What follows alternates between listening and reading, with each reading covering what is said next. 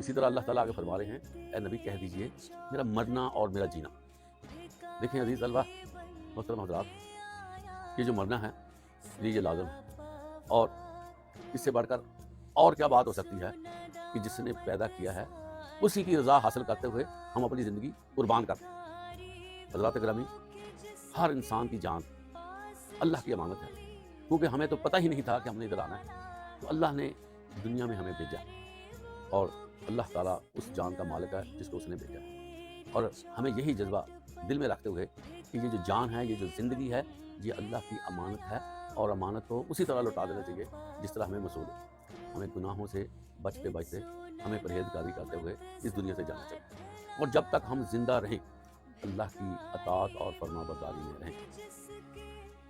الدنیا جنت الکافر وسجن المومن، دنیا کافر کے لیے جنت ہے اور ایمانداروں کے لیے قید خانہ ہے۔ سجن محترم حضرات کسے کہتے ہیں؟ یہ قید تنہائی ہوتی ہے، اور اس میں سورج بھی بڑا کم نظر آتا ہے، بہت ہی زیادہ کنٹرول پوزیشن میں یہ قید کیا جاتا ہے بندے کو، اور بندہ باہر کی دنیا سے کٹ آف ہو جاتا ہے۔ محترم حضرات، ہمیں دنیا میں رہتے ہوئے اسی طرح اپنے آپ کو بچا کے رہنا ہے، تاکہ ہم دنیا کی علائشوں میں کہیں مگن نہ ہو جائیں۔ آپ صلی اللہ علیہ وسلم نے فرمایا کہ تمہاری مثال ایک اجنبی کی طرح ہونی چاہیے۔ دنیا میں رہتے ہوئے اپنے آپ کو یہاں پر ایک اجنبی تصور کرو، یا ایک مسافر کی طرح رہو جس کو اس جگہ پہ رہنے سے کوئی محبت نہیں ہوتی، وہ اس کو اپنا آخری ٹھکانہ سمجھتا ہے، اور اس کو پتہ ہے کہ میں سفر میں ہوں، میں نے یہاں سے چلنا ہے۔ اس لیے اس فلسفے کو مد نظر رکھ کر ہمیں اپنی زندگی کو گزارنا چاہیے، تاکہ قیامت کے دن ہماری زندگی کی قیمت پڑ سکے۔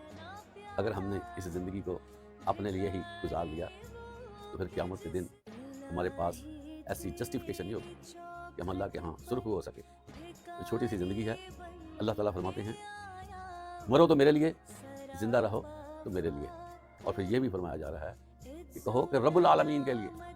رب العالمین تمام جہانوں کا پالنے والا، تمام جہانوں کے رزق کا اہتمام کرنے والا، تمام جہانوں کی مخلوقات کو سہولیات پہنچانے والا، تمام کائنات کے مفادات کا خیال رکھنے والا، اس کو رب کہتے ہیں۔